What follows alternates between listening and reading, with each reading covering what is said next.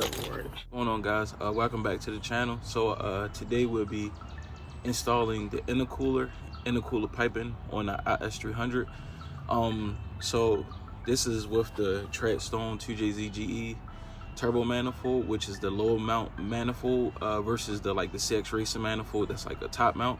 On this setup we'll be running the 2.5 inch intercooler piping with the Borg Warner S366. You already see, I already pre-mounted the intercooler. It's not moving at all, and I'll show you how I got that mounted. I'm not 100% sure the brand of the intercooler, but you see how it said can't really run high boost applications with this, but it does the job. It's thicker on the back end, but then when you get to the top, it thins out some, but this will do the job. So like I said, this is the OEM intake manifold, the crossover with the Borg Warner S366 and the Treadstone turbo manifold. Like I said, it is a low mount turbo manifold versus the one that sits on top like I have on the SC300. So yeah, it's not going to be hard. Same principle even if you do have the top mount style. So what we'll do is we'll run the hot side to this side of the intercooler and the cold side from this side, and we might try to wrap it around like a 360 type and run it here and then straight up to the intake. As far as blow off valve, with blow off valve we running, we're not going to install a blow off valve on this. He said we're going to just run it without the blow off valve and had a nice turbo surge sound. If you don't know what that sound is, you probably could Google it or YouTube it, but when I do the test drive video, you'll see exactly what I'm talking about. So let's get into it.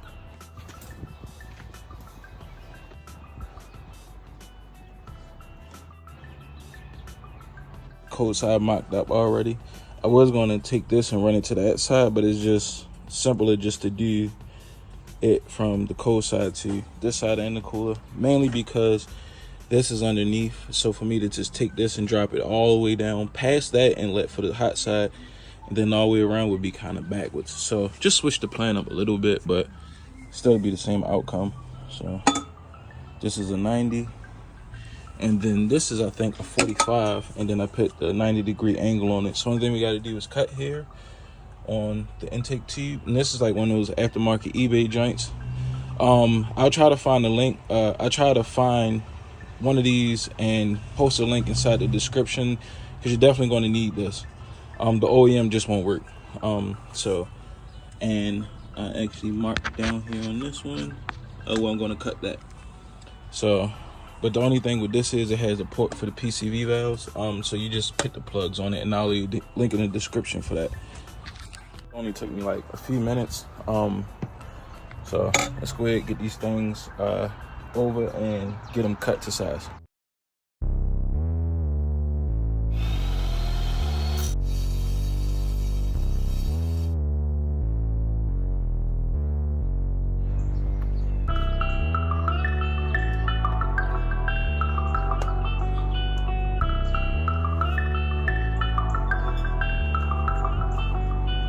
So you had to do a step down from the intake tube,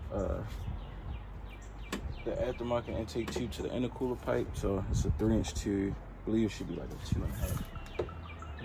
Yep. All right, perfect.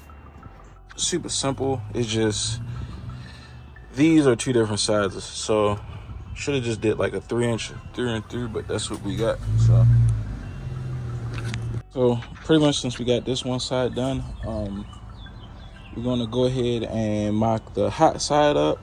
And once we mock the hot side up, I'll go ahead, I'll clean this all up and show you a little trick that you should do when you're doing this with these universal intercooler kits. So that way your pipes won't keep blowing off. So everything set up, I'm going to take this cold side off and have this out the way. And we're going to straight go ahead and run the hot side and see what we get from there.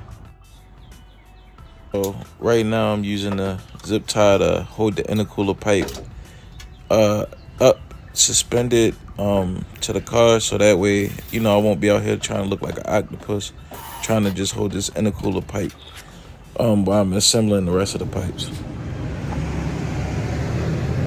So this one is a little bit difficult than I thought it would be.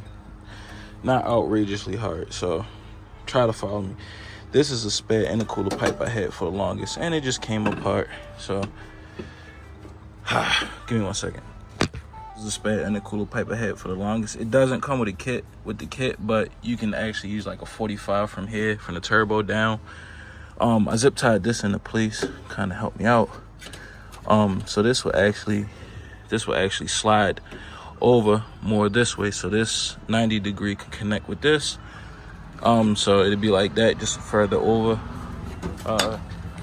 So with this one, we had to use this. Gotta do something like this with this side. So we'll cut this shorter, so this will be way closer to the body, and we'll cut back here on the back end and throw another 90 degree coupler on that side, so it turned, so everything can meet right there. Might not go exactly as planned, but we got something going. So hit everything with the marker and start cutting the hot side. So far this is what we have for the hot side. Comes down off the turbo, goes to the 90 degree coupler, then to a straight, and then this is the actual one I had cut, and I had cut this one. Actually cut this side shorter. Still had to cut that side, but I had this set up the way I already marked it with a cut, and I'll connect these two together. I'll connect it here with a coupler. I'll cut these two, those marks are, and connect it there with a coupler, so it's a little bit shorter, so that way, you know, they touch each other, and just hit it with a coupler right there.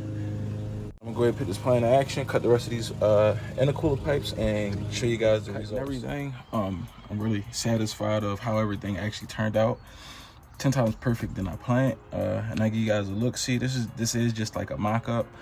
I will take everything in the garage, sand everything down smooth as far as the edges, and put a bead on it with the intercooler pipe bead maker or bead roller. I'll leave a link in the description for that, because you kind of need the ends to be rolled, so that way when you under boost, it won't blow the intercooler pipes off or make it a harder situation for them to pop off. But I'll show you what we got.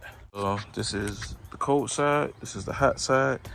Cold side goes around, comes up to this pipe into the intake, and like I said, we're not running the blow-off valve, but a blow-off valve, I would actually set it right here. The closer it is to the intake, the louder it is, and the better it'll prevent surge.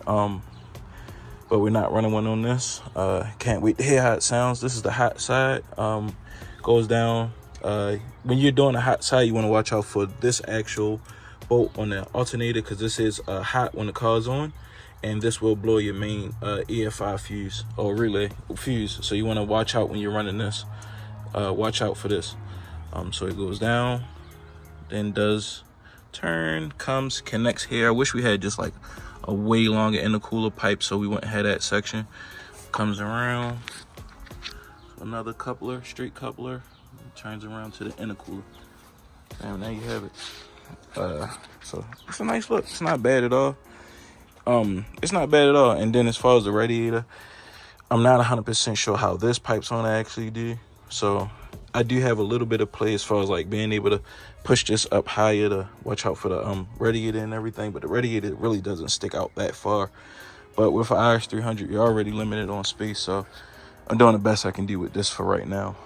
Yeah, so yeah, looks good. And this pipe is actually tucked up really high, so there's no way you're gonna hit that. Once the coupler and everything's tight, it'll raise up and be even like that side is. So yeah, it's perfect. So looking at it like that way, perfect, bro. Wait, undo all this, clean everything up, and I give you guys a look, see how it all looks once it's together. Let's go. All right, guys, we're back in the garage. See your boy sweating bullets. It's time to put the AC in this joint. But that's on another note. I wonder, should I actually make some content on actually how to, like, I guess, finish your garage as far as putting insulation up? Not sure. So I'm gonna show you guys how to actually get these things cleaned up. This is bent, don't mind that. But how to actually, embarrassing. Oh, that's not one. Oh, show you guys how to clean the ends up and actually put a nice roll on the end of that, so that way it'll look like this, and this will actually prevent it from popping off on the boost. So I am going to just show you probably with just one pipe, and I'll do the rest off of camera, so that way this video won't be longer than it actually should. So let's go.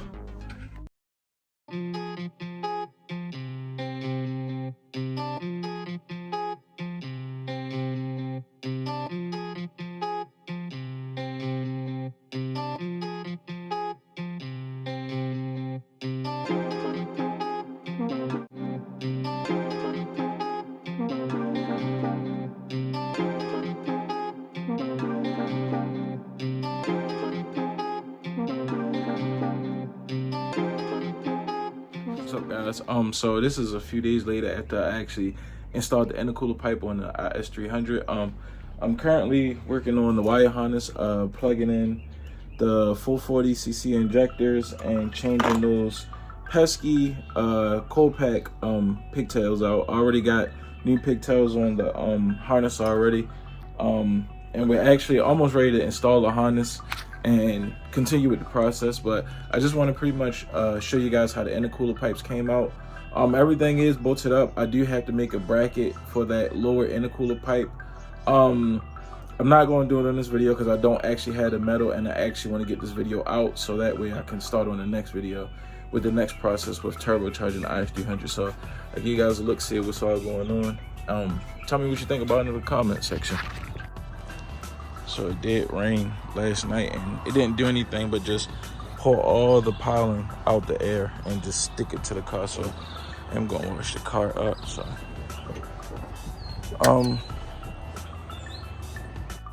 everything came out perfect, exactly how it should be. I did order these intercooler couplers in. I do have them in the house. It'll be a 3-inch to a 2.5-inch step down for this and this. I go ahead and install those once I actually install the harness, because this isn't even bolted completely on. But yeah, you can see how everything's running. Sorry, the junk I just left right here, but it came out perfect, man. So, and this is what I was talking. I'll fabricate a bracket up to go from here and wrap around here, and I'll drill a hole here and make a bracket from here to here, just so that way it'll hold it close to the body as possible. But other than that, it should everything else should just go straight in. As far as the radiator, you might, like I said, have a problem out of this, but I'm not sure yet. But yeah, it came out good. So the next thing that's on the list is finally get the battery relocation complete, do the fuel return line, and show you guys the fuel system I'm going to run on it. And we are closing to the end of this build. Super duper quick in and out mission. Let it color out. It's dirty now, but once it's cleaned up, you'll get a good eye on the color. But yeah, guys, that's all. That'll be all I put in this video for today. And I catch you guys on the next episode of N18, the IS300. If you haven't already, hit the subscribe button, hit the like button, and share the video for your boy to show your support. It's free to share and subscribe. So see you guys in the next video. Peace out.